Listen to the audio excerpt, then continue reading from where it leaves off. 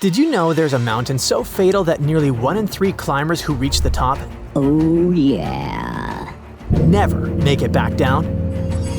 It's called Annapurna I, and it's like the evil twin of Mount Everest. Standing at over 26,500 feet, it's nature's version of a booby trap. Most mountains are dangerous on the way up, but this one, it waits until you're heading back down, just when you think you're safe. Annapurna is named after the Hindu deity of food and nourishment. That's fitting, since the mountain feeds rivers that water crops in the valleys below. But the irony kicks in at the summit, where it turns from life-giver to life-taker, serving up avalanches, collapsing ice walls, and falling rocks like it's auditioning for a disaster movie. Climbers have called it unpredictable, unstable, and straight-up unforgiving. At one point, Annapurna's fatality rate was around 32%, which sounds terrifying. In the last decade or so, thanks to better gear and satellite weather tracking, that number went down, but it's still close to 20%, which is chilling.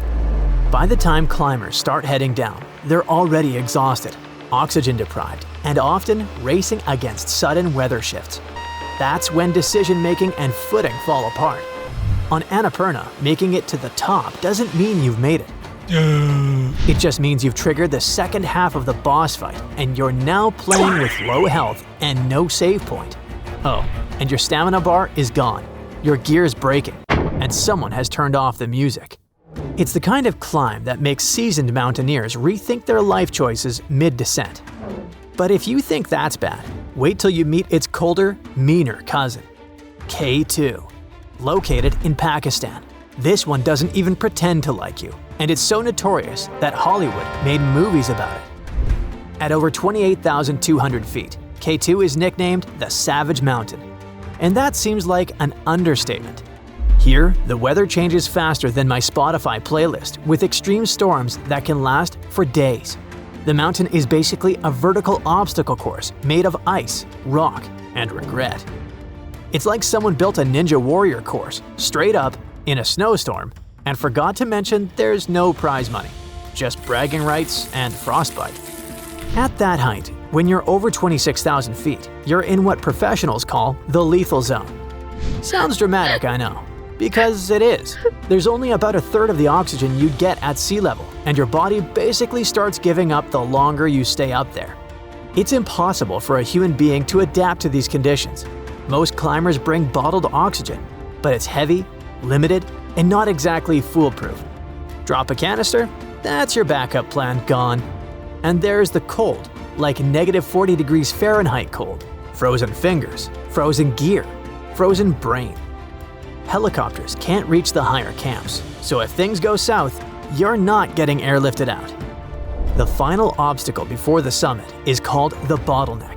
It's like tiptoeing under a cartoon anvil that's been wobbling for hours and hoping today is not that day. Ironically though, despite all the dangers, the bottleneck is still technically the easiest and fastest route to the summit. Climbing K2 isn't some inspirational bucket list moment. It's a multi-day argument with gravity, in the middle of a blizzard, while your legs are jelly and your brain's running on half a thought per hour. I feel like that's just imagining myself there. Man, climbers seem to be one of the bravest people on the planet. The next one is called Nanga Parbat, also located in Pakistan. Don't be tricked by a cool fantasy-like name because it's nicknamed Killer Mountain. It's the 9th highest peak in the world at over 26,600 feet. And it's earned a reputation for being one of the most technically challenging climbs on Earth. Its main feature is called Rupal Face. It's the tallest mountain face in the world, a mind-blowing wall of rock and ice that rises more than 15,000 vertical feet from base to summit. It's not just tall, it's almost completely vertical, with sections that are brutally exposed, avalanche-prone, and constantly shifting. From the base of the valley to the top of the summit, it's one continuous climb. No gentle slopes or places to catch your breath, just straight up. Imagine standing at the bottom and seeing a wall of a mountain stretching 3 miles into the sky. It's beautiful, but for me, it would be a nope moment. However, we have already established that climbers are fierce and smile in the face of a challenge. For example, Back in 1953, an Austrian climber, Hermann Buhl, made history here by completing the first ever solo ascent of a 26,000+ foot peak, and he did it without bottled oxygen. This remains the only instance in which a summit that high was reached by an individual climbing alone. That's not just brave, it's borderline superhuman. He even had to spend the night perched on a tiny icy ledge near the summit because he couldn't get back down before dark. Again, what made Nanga Parbat stand out isn't just the altitude, it's the isolation and the terrain.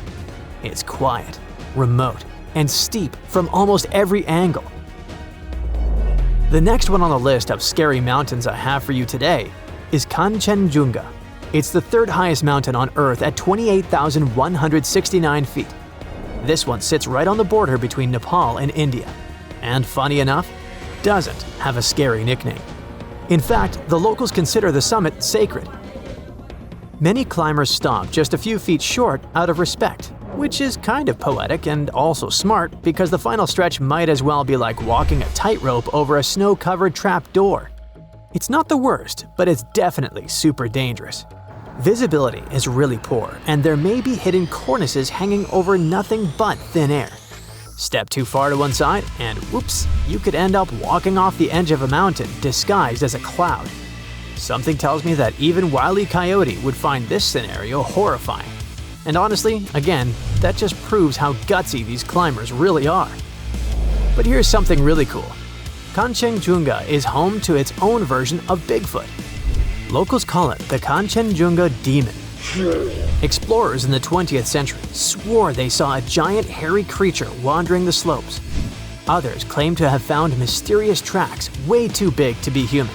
So basically, while trying to reach the summit, you're balancing on a frozen beam 28,000 feet in the air, squinting through blinding snow, hoping your next step isn't your last, and that Yeti won't find you. Another fun fact. Kangchenjunga used to be considered the tallest mountain on Earth until 1852, when someone with a theodolite and a lot of patience figured out that Everest was actually higher. That was a bad day for Kangchenjunga. Still, bronze medal in height, gold medal for mystique. But what about the one that has the gold medal in height? The most famous one, Mount Everest. At 29,032 feet, it's the highest point on Earth. It's so tall that the summit sticks into the jet stream. That means winds can hit over 100 miles per hour up there. But here's the thing. For all its altitude, Everest isn't actually the most technically difficult climb. In fact, thanks to modern gear, detailed routes, and, well, a whole crowd of people doing it every season, it's kind of become the world's most extreme bucket list item. Yep, at 26,000 feet, you might literally be stuck in line behind someone taking a selfie. In 1953, Sir Edmund Hillary and Tenzing Norgay became the first confirmed climbers to reach the summit, and that instantly turned Everest into a symbol of peak human achievement. Since then, thousands have tried to follow in their footsteps, some chasing glory, others chasing a once-in-a-lifetime thrill. But make no mistake, just because it's popular doesn't mean it's easy. Far from it, it's still very dangerous. The cold is brutal, the air is razor thin, and the weather can flip in minutes. Frostbite, altitude sickness, crevices, falling ice, it's all on the menu. And up in the lethal zone, even basic tasks like clipping into a rope feel like slow-motion puzzles from a bad dream. That's it for today. So hey, if you pacified your curiosity, then give the video a like and share it with your friends. Or if you want more, just click on these videos and stay on the bright side.